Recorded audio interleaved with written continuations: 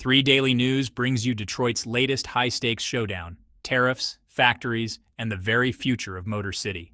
Right now, Detroit and Michigan are caught in a relentless tug-of-war between Washington's aggressive tariff blitz and the unforgiving math of global supply chains. What's happening isn't just a policy dispute, it's a test of survival for the heart of America's auto industry. Since spring, new duties on autos, steel, and aluminum have shaken the industry like a thunderclap. GM has absorbed multi-billion-dollar blows and scrambled to reshore operations. Ford has bled hundreds of millions in the second quarter alone. Stellantis has been forced to idle plants and trim shifts, sending ripples through suppliers and communities. Even Michigan's governor personally appealed to Washington, warning of economic fallout, just as federal courts struck down parts of the sweeping tariffs. So, the big questions are clear. What does all this mean for jobs, consumer prices, and the car models lining showrooms? Let's break it down. Tariff whiplash, Detroit's first blow. The 2025 tariff surge didn't tiptoe in quietly. It detonated straight into balance sheets, supplier contracts, and factory floors. In April, a 25% duty on imported cars and parts took effect, rattling cost structures overnight. Then in June, Section 232 tariffs on steel and aluminum doubled to 50%, delivering a second body blow. Here's the problem. Even vehicles proudly labeled Made in America depend on global inputs, foreign metals, electronics, and interior components. That means tariffs didn't just hit imports, they sent a cost shockwave from ports to assembly lines and all the way to dealer pricing. Automakers scrambled to protect buyers with discounts and incentives. But the numbers spoke louder than the marketing. GM lost $1.1 billion in the second quarter, slashing its core profit by 32%. Ford absorbed an $800 million tariff hit. Stellantis halted operations in Mexico and Canada, sparking layoffs among U.S. suppliers. Dealers were next in line, bracing for sticker price hikes as tariff-loaded shipments landed. Canada, America's top aluminum supplier and a key steel partner, was dragged directly into the fight as tariffs on non-USMCA goods jumped to 35%. Mexico secured a 90-day reprieve, but the uncertainty froze long-term planning across the industry. Then came the unexpected twist: federal courts ruled most EPA-related tariffs illegal. Automakers suddenly found themselves budgeting in legal limbo, not knowing which costs would stick, which might roll back, or when clarity would come. And as the dust settled, one truth became unavoidable. This was only phase one of the storm. Factory pivots, retooling, reshoring, and betting on batteries. Once the initial shock faded, Detroit's automakers pivoted to survival mode. The strategy? Go surgical.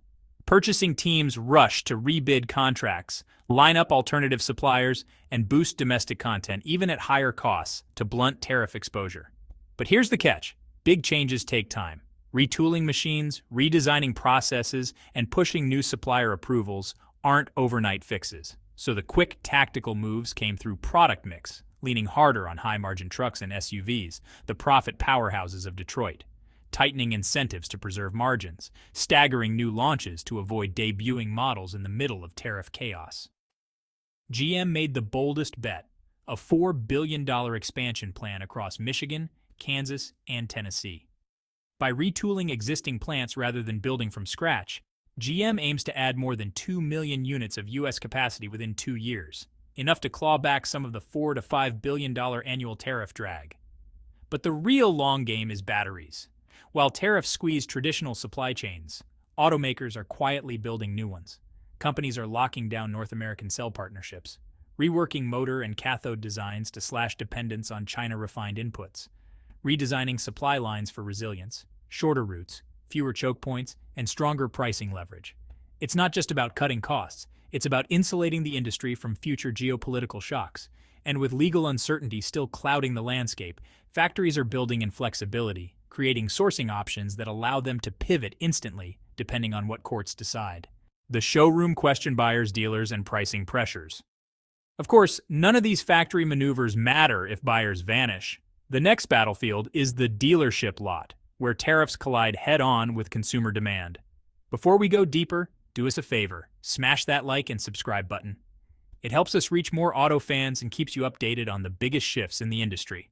So, how is it playing out on the ground? Dealers are caught in a balancing act. Consumers see rising sticker prices and hesitate, worried about affordability.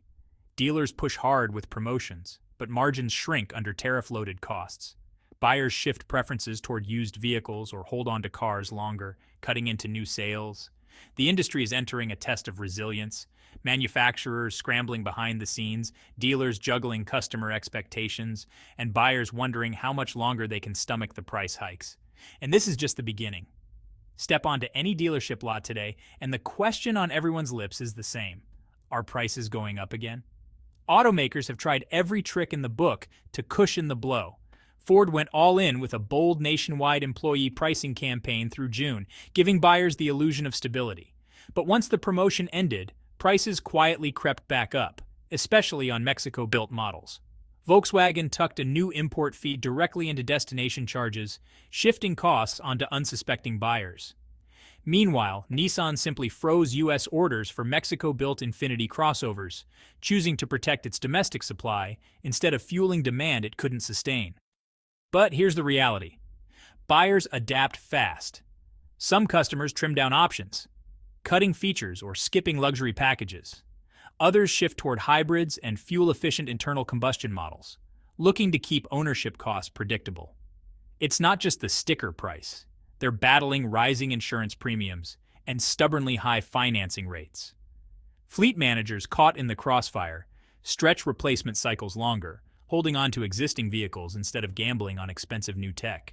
Amid the volatility, dealers are leaning hard on certified pre-owned vehicles, offering like new cars at monthly payments buyers can still stomach. Incentives remain in play, but they're sharper, more disciplined, and far from the blanket discounts of the past. When costs are climbing, there's no room for broad giveaways. Expect mid-cycle refreshes to emphasize practical, high-value features, reliability, safety, efficiency, over low-return tech gimmicks that inflate costs without adding real appeal.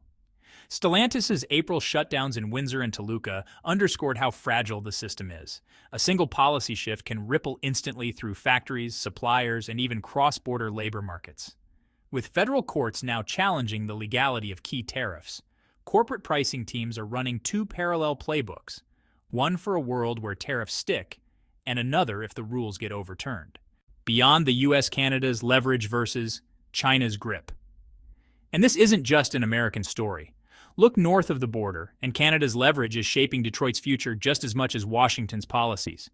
Unlike China, Canada hasn't fired back with equal tariff retaliation. Instead, Ottawa is playing the long leverage game.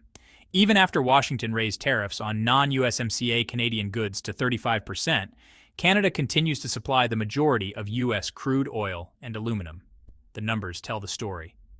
In 2024, American refiners processed around 4.1 million barrels per day of Canadian crude, a post-TMX expansion record.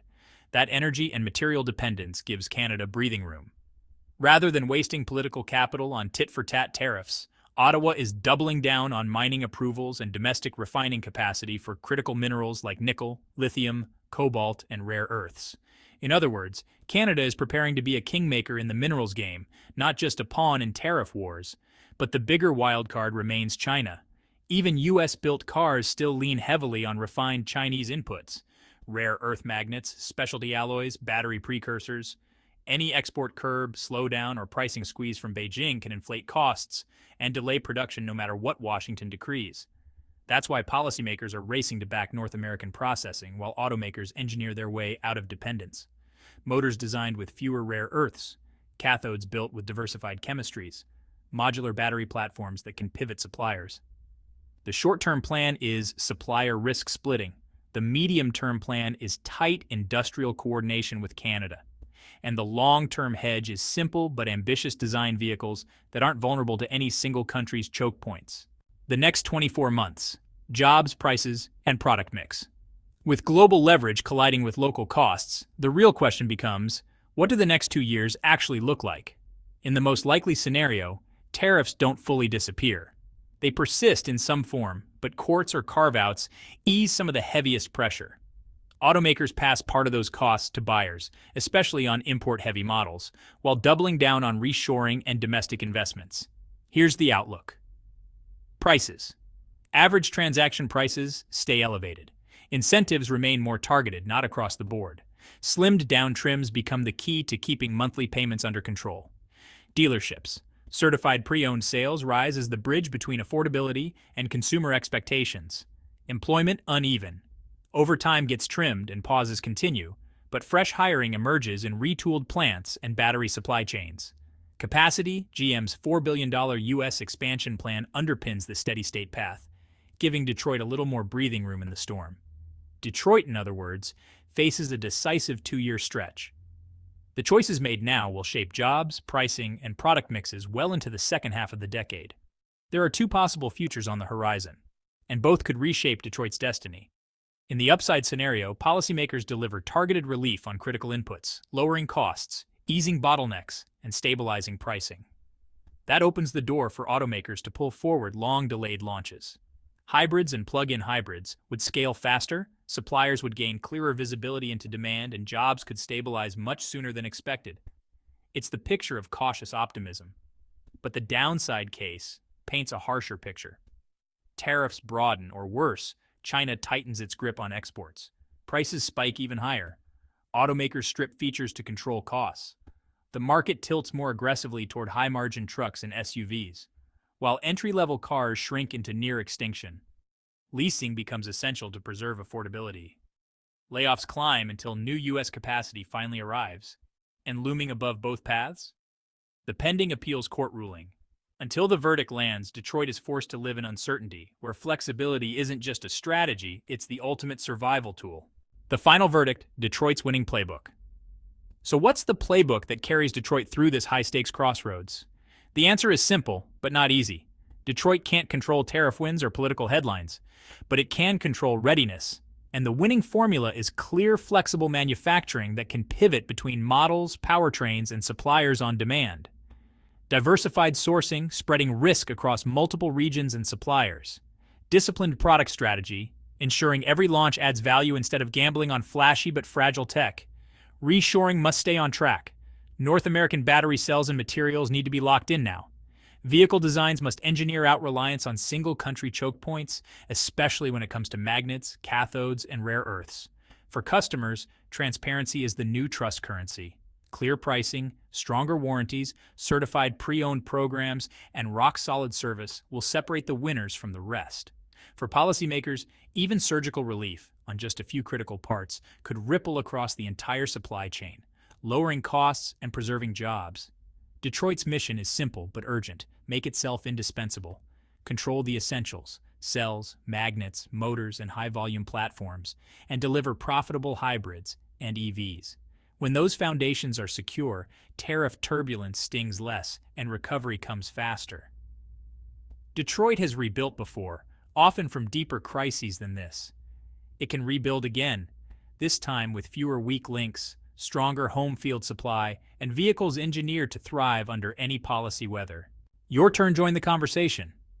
Now we want to hear from you. Can Detroit truly de-risk from China, or is that just wishful thinking? Will buyers accept higher prices or lean harder on certified pre-owned and leasing? Which scenario feels most likely to you? Steady state, upside relief, or downside pain?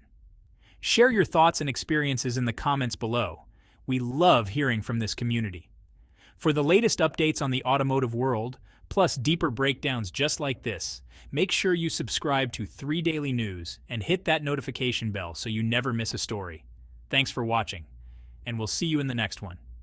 You can check out any of the videos now on screen. There's plenty more to explore.